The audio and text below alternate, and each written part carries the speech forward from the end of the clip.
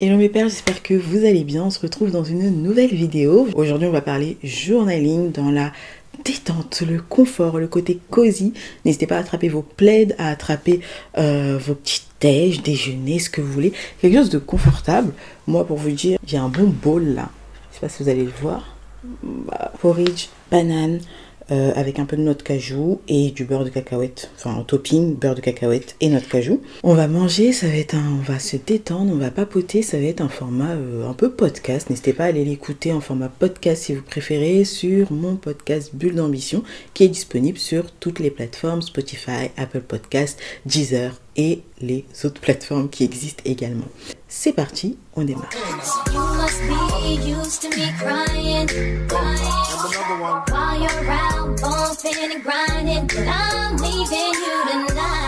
Avant tout, n'oubliez pas de liker, de vous abonner. Si la vidéo aussi elle parle et que vous voulez vous lancer les défis de glow up, de renaissance, etc. N'hésitez pas à partager les vidéos avec votre meilleure amie, votre soeur, votre maman, peu importe, et à faire tout ça ensemble, ou en tout cas à apprendre ensemble, parce qu'on évolue bien mieux quand on est ensemble que quand on est tout seul dans son coin, même si seul, on peut déjà faire du très bon travail. Donc n'oubliez pas tout ça et n'oubliez pas d'activer la cloche pour recevoir une notification lorsqu'une prochaine vidéo sortira. Alors, le journaling, qu'est-ce que c'est? C'est l'habitude que des personnes vont prendre d'écrire leurs pensées, leurs émotions, leurs objectifs, leur expérience, leur journée, un peu comme un journal intime ou encore un mix entre journal intime, planeur, ça dépend, leur gratitude. Il y a plein de choses qu'on peut écrire dans un cahier. Tout simplement. Le journaling, c'est ça. Pourquoi on recommande le journaling? Par exemple, moi, je le recommande énormément, notamment en coaching. C'est quelque chose que je recommande. Ça permet la clarté mentale, ça permet de vider son esprit, de déposer sur papier et donc de laisser de la place dans son esprit pour pouvoir accueillir de nouvelles idées, de nouvelles pensées ou autres. Ça permet également de très bien gérer ses émotions. Ça permet de mieux gérer ses émotions parce que quand on écrit, il y a plein de choses qui peuvent sortir. Ça peut nous aider aussi à mieux comprendre ce qui va se passer en nous ou encore à écrire des émotions qui peuvent être difficiles ou des choses qu'on n'a pas forcément envie de dire à d'autres personnes alors que là on est nous face à une feuille, face à un journal, un carnet et donc la feuille ne peut pas nous juger et elle ne peut pas nous donner de réponse ou nous attaquer en retour, donc ça nous permet de déposer des choses, notamment de la colère, de la tristesse ou encore plein d'autres choses. Ça aide énormément à la connaissance de soi, c'est-à-dire que plus on va écrire, plus on va revenir dessus aussi, ça va nous permettre de comprendre et de conscientiser quelles sont nos vraies valeurs, nos aspirations. Revenir par exemple sur un texte qu'on a écrit il y a 2 ans ou une période où on a écrit pendant plusieurs jours il y a 2 ans et voir que notre mission de vie est toujours la même qu'aujourd'hui, qu'on est toujours aligné, ou alors voir qu'on est en décalage aujourd'hui, qu'on se sent pas bien, mais en revenant il y a 2 ans, on voit qu'on fait pas ce qu'on avait prévu de faire, ça nous permet de nous rendre compte que il y a quelque chose qui va pas ou alors que tout va bien. Ça nous permet vraiment de nous reconnecter à nous, à notre personne, à nos aspirations, à nos envies, à nos rêves, à nos projets, nos valeurs et à qui on est réellement. Le dernier bienfait que je donnerais, ce serait le suivi de nos progrès, la réalisation de nos objectifs, de nos rêves, des petits pas qu'on a fait, parce que très souvent on va oublier, parce qu'on ne peut pas se souvenir de tout le temps. Par contre, quand on revient sur des choses qu'on a écrites à une certaine période de notre vie, on peut voir des souvenirs écrits, on peut voir des rappels, des événements, des actions, des défis qu'on a relevés et des réussites ou encore des échecs et se dire waouh, aujourd'hui j'en suis là. C'est juste gratifiant, ça nous aide à avoir plus confiance en nous, ça fait du bien et encore une fois ça nous permet de suivre nos progrès, notre évolution et de ne pas tout emmagasiner dans notre tête parce qu'on ne peut pas se souvenir de tout le temps parce que le cerveau a quand même ses limites. Globalement, le journaling, ça a des vertus thérapeutiques. L'écriture, il existe l'écriture thérapeutique et donc oui, le journaling, ça y contribue, ça en fait partie et ça peut vous aider vous à entamer une thérapie de vous envers vous-même, pour vous-même, avec vous-même. Voilà. Donc ça, c'est brièvement, qu'est-ce que c'est que le journaling, quels sont les bienfaits. Maintenant, comment commencer, parce que c'est la question qu'on me pose le plus souvent concernant le journaling. Comment commencer? Moi, je vais vous donner quelques étapes, en tout cas comment moi j'ai fait pour commencer. Et puis, c'est aussi les conseils que je donne à de nombreuses femmes et que je donne également sur Instagram. Donc, n'hésitez pas à me suivre sur mes autres réseaux sociaux. Pour commencer le journaling, ce qu'on peut faire, c'est déjà de se poser la question, qu'est-ce qu'on préfère? Qu'est-ce que toi, tu préfères entre le papier et le digital? Déjà, bien choisir son support. Donc, pour choisir son support, on se demande qu'est-ce qu'on préfère entre papier, digital, parce qu'il existe des deux. Évidemment que je vais en premier recommander le papier. Moi, j'ai une préférence quand même pour le papier parce que le papier, ça a ce côté physique, donc on a une meilleure connexion avec nous, notre personne, même au niveau, je sais pas, l'odeur de ton carnet ou l'odeur de l'encre, enfin peu importe, mais sache qu'il y a une connexion qui se fait entre le physique, les émotions. Ça te permet aussi de prendre plus de temps, c'est plus lent, donc ça te permet de prendre le temps de déposer, de laisser les choses cheminer dans ta tête, processer. Ça te permet aussi une meilleure rétention d'informations tout en déposant. Donc tu vides, mais tu fais une bonne rétention parce que tu prends vraiment le temps de d'écrire avec ta main. Donc ça, c'est très important. Il y a encore d'autres avantages au fait d'écrire à la main. N'hésitez pas à me poser la question si vous voulez en savoir plus. Et donc, c'est pour ça que j'ai une préférence pour le papier. Cependant, j'écris énormément, je tiens aussi un journal en digital parce que quelquefois, j'ai juste pas le temps ou pas l'envie d'écrire sur papier.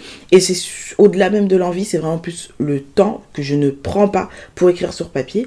Alors, je vais écrire rapidement en digital, ça peut être dans le métro, ça peut être à l'extérieur en marchant, ça peut être à la maison, dans le canapé. Bref, ça peut être dans plein de contextes différents et donc ça peut être quelquefois beaucoup plus pratique. Et le digital, l'avantage aussi, c'est qu'on peut mettre un mot de passe si on n'a pas trop d'intimité à la maison, qu'on est encore chez papa maman, qu'on vient, je sais pas, avec des personnes où on se sent pas à l'aise, on n'est pas en intimité chez nous, c'est compliqué. Et donc je comprends que le digital ce soit peut-être plus agréable parce qu'on peut y mettre un code. Et donc pour le digital, il y a des applications qui existent. L'application que moi je préfère, c'est Day One, mais il y en a d'autres. Donc il y a Day One, il y a également Evernote, on peut également utiliser simplement l'application de notes. Il y a aussi dans les téléphones, enfin donc tous ceux qui sont chez Apple, il y a la nouvelle application qui s'appelle Journal, qui est totalement gratuite et qui est créée par Apple et qui nous permet de tenir un journal sans avoir à télécharger d'autres applications. Donc ça peut être suffisant. Moi, ma préférence, c'est Day One. C'est vraiment l'application que j'ai à cœur depuis très longtemps. J'écris dedans, je peux mettre des vidéos. Et quand on passe en abonnement payant, on peut avoir différents journaux si on veut catégoriser les choses. Par exemple, juste du journaling ou encore des journaux, un journal pour la perte de poids, un journal pour la remise au sport, un journal pour les objectifs, et ainsi de suite. On peut créer des journaux pour tout et n'importe quoi. Donc ça, c'est avantageux avec Day One et avec d'autres applications. Côté papier, donc pour la team papier et pour ceux qui veulent vraiment débuter, moi je leur recommande, comme j'ai dit, le papier. Et pour ça, on va prendre quelque chose que j'aime énormément, les carnets. J'aime beaucoup les carnets. Là, j'en ai que quelques-uns, c'est même pas... ça doit être un quart de ce que j'ai comme carnet. J'ai des cahiers pour tout, mais vraiment tout, parce que j'aime bien ordonner mes journaux, vraiment. Donc ça veut dire que pour moi, un carnet, un objectif. Donc je vais acheter un carnet. Donc la première chose, c'est de se procurer un carnet qui vous plaît, un carnet qui vous donne envie d'écrire. Si vous avez ce côté très enfantin, n'hésitez pas à aller vous prendre un journal intime.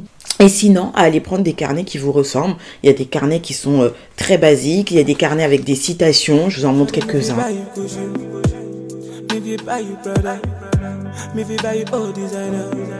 Pour les carnets, j'en trouve partout, j'en achète partout, je vois des carnets. J'aime bien acheter des carnets à la Fnac, à Cultura ou encore Emma. Emma aussi ont beaucoup de cahiers. Après, c'est vrai que je ne suis pas à 100% fan des cahiers Emma pour le journaling. Je les utilisais plutôt pour des cahiers de brouillon, des carnets à idées aussi, mais pas pour le journaling à proprement parler. Mais sinon, globalement, oui, c'est la Fnac, c'est Emma. Ça va être aussi quelquefois quand je passe faire des courses à Auchan et que je vais voir un super beau carnet, je vais craquer dessus, je vais le prendre. Mon mari aussi m'en achète. Quand il en voit, il m'en achète parce qu'il sait que j'aime ça. Ça me fait extrêmement plaisir. La première chose, c'est vraiment choisir ce support qui vous convient. Pareil, si vous êtes plus stylo de couleur, avec des stabilos, que c'est quelque chose qui vous met à l'aise, qui vous met en joie et qui vous permet de vous amuser, allez-y, achetez-en. Et voilà. Ou si vous voulez juste un simple stylo bleu, un stylo 4 couleurs, un bic, peu importe. Voilà. Prenez ce qui vous convient en termes de matériel et qui vous donne envie, qui vous met aussi dans ce mood. Parce que plus vous allez avoir envie de le faire, plus ça va vous donner envie. plus vous allez vous faciliter la tâche aussi. Petit lien à Atomic Habits, le livre dont je vous ai parlé. Et il y a une vidéo sur ma chaîne par rapport à ce livre, donc n'hésitez pas à aller la voir. Je la mets dans le petit i et puis en barre de description. Donc pour mettre en place de nouvelles habitudes, il faut se faciliter la vie, et donc facilitez-vous la vie, et il y a un carnet qui vous donne, il faut aussi se donner envie, et un carnet qui vous donne envie, un stylo qui vous donne envie, et comme ça on va pouvoir démarrer le journaling. Ensuite, on va choisir son moment. Donc, choisissez un moment où vous savez que vous pouvez écrire, et idéalement, choisissez un moment où vous êtes seul avec vous-même, où vous avez un temps pour écrire tranquillement, et ne vous prenez pas forcément 30 minutes, 40 minutes, 1 heure. Non, 10 minutes par jour, même 5 minutes. 5 minutes, c'est totalement suffisant pour débuter. 10 minutes, c'est bien aussi. Après, quand on monte, c'est que vraiment, on a plein de choses à écrire ou qu'on est dans un projet d'écriture. Mais sinon, 5 à 10 minutes pour démarrer, c'est très bien. Et de garder cette habitude tout le temps, plutôt que de partir sur une grosse durée et ne pas tenir parce que c'est trop contraignant. Dites-vous, par exemple, vous pouvez l'ajouter après une tâche que vous faites déjà quotidiennement. Je sors du lit, je fais mon lit, ça peut être ok, je vais directement écrire. Ou alors, j'ai fait toute ma routine du matin, etc. Je suis en train de prendre mon petit déjeuner. Bah, vous pouvez vous dire, ok, après le petit déj ou pendant le petit déj, je vais écrire en même temps pendant 5 minutes. Ça peut être des exemples tout simplement de moments où vous allez écrire et de manière régulière. Donc en vous disant, je vais faire ça tous les jours. Vous pouvez vous mettre déjà un premier défi, un premier step en vous disant, je vais faire ça pendant 7 jours. Ensuite, je vais faire ça pendant 10 jours. Je veux atteindre les 15 jours, je vais atteindre les 21 jours, je vais atteindre les 30 jours. Et après, vous allez voir que ça va devenir une habitude et ça deviendra un automatisme, vous n'aurez plus à y penser. Le début, c'est vraiment le début de la mise en place d'une habitude qui est plutôt fastidieuse, qui peut être compliquée, où on peut avoir tendance à décrocher, procrastiner et laisser tomber. C'est vraiment on va dire les 21 voire 30 premiers jours qui sont un peu chiants, mais après ça devient un réflexe, un automatisme. Donc faites-moi confiance et tentez d'écrire 5 minutes pendant 30 jours, juste 5 minutes par jour. Et là, je suis sûre que vous vous dites, oui, mais moi, je veux savoir comment faire du journaling, mais je commence par quoi? J'écris quoi, en fait? Je prends mon cahier, j'écris quoi? Eh bien, il y a plusieurs solutions, il y a plusieurs alternatives. Moi, je vais vous en donner plusieurs, ça va être à vous de choisir qu'est-ce qui vous plaît le plus. La première chose, la première méthode, c'est le journal intime. C'est-à-dire que vous allez prendre, par exemple, 5 minutes chaque soir pour écrire dans votre journal ce qui s'est passé dans votre journée, comment vous vous sentez, ce que vous avez vécu dans votre journée. Ça, c'est la méthode que j'appelle journal intime. Vraiment comme quand on est enfant, qu'on rentre de l'école et tout. Oui, ma mère m'a fait ci, ah non, et tatati, tatata. Tout ça, voilà. Ma copine et patati et patata. Toute cette petite phase que vous allez écrire en fin de journée, avant d'aller dormir, ou avant le dîner, ou peu importe, pour vraiment tout déposer. Ça peut être cette méthode-là. Elle peut aussi être faite le matin, si vous avez une préférence pour le matin, où vous avez envie d'écrire plutôt votre dynamique, votre motivation, plutôt un journal de motivation. Vous allez écrire tous les matins votre motivation, qu'est-ce que vous allez faire aujourd'hui, un peu votre programme de la journée, mais de manière détaillée, avec des phrases, comme si vous parliez avec quelqu'un, pas juste en liste. Troisième chose, ça peut être également comme un challenge, un défi. Je mets un timer de 5 minutes et pendant 5 minutes, j'écris sans m'arrêter. Et donc là, vous écrivez tout ce qui vous passe par la tête. Mais tout et n'importe quoi, même si ça n'a ni queue ni tête, on s'en fiche. Le but, c'est juste d'écrire et de fermer le carnet. Et voilà, vous reviendrez dessus peut-être dans un mois, peut-être dans 10 jours ou autre, pour voir ce que vous avez écrit. Donc vraiment, ça peut être un défi assez sympa et ça aide énormément pour la créativité. La dernière chose, ça va être de répondre à des questions déjà faites que moi je vais vous proposer maintenant. Quelles sont mes 3 gratitudes du jour? Ça, c'est génial pour commencer à écrire. Toujours se poser cette question, et ça c'est bien de le faire le matin. Ça fait penser au 5 Minute Journal, qui est un journal de journaling qu'on peut acheter déjà fait, qu'on peut trouver aussi en application. L'application que j'utilise pour faire ça, c'est Morning. Ou encore qu'on peut faire soi-même à la main sur son carnet, c'est ce que je vous amène à faire, donc d'écrire 3 gratitudes le matin. Pourquoi j'ai de la gratitude, pourquoi j'ai de la reconnaissance, pourquoi je remercie Dieu, pourquoi je remercie l'univers, peu importe vos croyances, ça c'est ce que vous allez pouvoir écrire. Ensuite, dans quel mood vous avez envie d'attaquer cette journée? Qu'est-ce qui vous ferait du bien dans cette journée? Qu'est-ce qui vous ferait du bien dans cette journée? Vous pouvez noter 2 ou 3 choses qui vous feraient du bien pour que votre journée se passe bien. Et la troisième question, ce serait d'écrire une affirmation, votre affirmation du jour. Ça peut être 1, ça peut être 2, ça peut être 3, ça peut être sympa d'écrire ça. Et donc tout ça sur une page. Moi, c'est ce que je vais faire dans ce carnet-là, par exemple. Je vais écrire sur ma page de gauche, je vais répondre à ces 3 questions-là et je peux aussi rajouter mon objectif de la journée, qu'est-ce que j'aimerais atteindre, qu'est-ce que j'aimerais faire, mon objectif du jour. Sur la page d'à côté, ce que je vais écrire, ça va être vraiment mes émotions, comment je me sens ce matin, ce que j'ai envie de noter, ce qui s'est passé hier, la veille, ce qui s'est passé dans ma tête et blablabla. Ça, je vais pouvoir le déposer sur papier, sur la page d'à côté. Donc, c'est vraiment la technique 5 minutes journal, c'est vraiment la technique, je réponds à des questions, et ensuite la technique du journal intime, journal d'émotion. Voilà comment on peut commencer le journaling, juste avec ces simples questions. D'autres questions que vous pouvez vous poser dans le journaling, ça va être quelle leçon j'ai appris aujourd'hui ou qu'est-ce que j'ai appris sur moi aujourd'hui. Ça, c'est quelque chose que vous pouvez écrire en fin de journée, par exemple. Autre question, quelles sont mes peurs actuelles, quelles sont mes peurs du jour et comment je peux affronter ces peurs? Ça, c'est bien pour la motivation, pour la confiance en soi, pour le, enfin, c'est du journaling, hein, mais c'est bien pour la motivation, pour la confiance en soi, pour la gestion des émotions, de la peur. C'est juste génial aussi d'écrire et de répondre à cette question. Et enfin, dernière question, c'est plutôt les objectifs, les rêves. Quels sont mes objectifs? Quels sont mes rêves? Voilà, écrire ça, ça peut être mes objectifs de la semaine, mon objectif du jour. J'aime bien noter mon objectif du jour pour pouvoir bien avancer et rester focus. J'aime bien noter et revenir ou renoter mes rêves quand j'en ressens le besoin. Et plus vous allez le faire, plus vous allez savoir qu'est-ce que vous avez envie d'écrire, plus vous allez le ressentir et vous allez le faire tout simplement. Mais on va pas s'arrêter là. Le journaling ne s'arrête pas là. J'ai 2 autres petites astuces à vous donner. Un rappel qui est très important et qui fait partie d'un conseil pour le journaling, surtout quand on démarre. Pensez à écrire sans vous juger. Dites-vous que là, vous écrivez pour vous, que vous n'écrivez pas pour que quelqu'un le relise et que personne ne sera amené à relire ça. C'est comme vous, quand vous êtes dans la salle de bain et que vous vous regardez dans le miroir, nu ou habillé, peu importe, vous regardez vos imperfections dans le miroir, c'est vous face à vous-même. Et bien là, c'est votre miroir, mais intérieur, où il y aura tout ce que vous déposez, vos rêves, vos émotions, vos ressentis, vos peurs. Donc bref, on part de la tête, le cœur, le ventre, le tout. Et ça, c'est génial parce que c'est vraiment pour vous, c'est votre bulle, votre safe place quand vous allez écrire.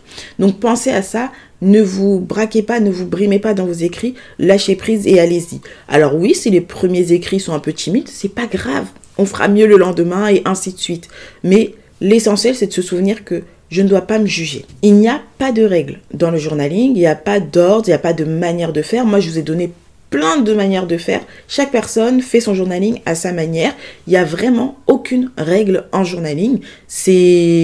Quelquefois c'est hyper mélangé, quelquefois c'est très bien structuré. Ça dépend de chacun. Donc ne vous demandez pas s'il y a des règles, des codes ou quoi à avoir. Pas du tout.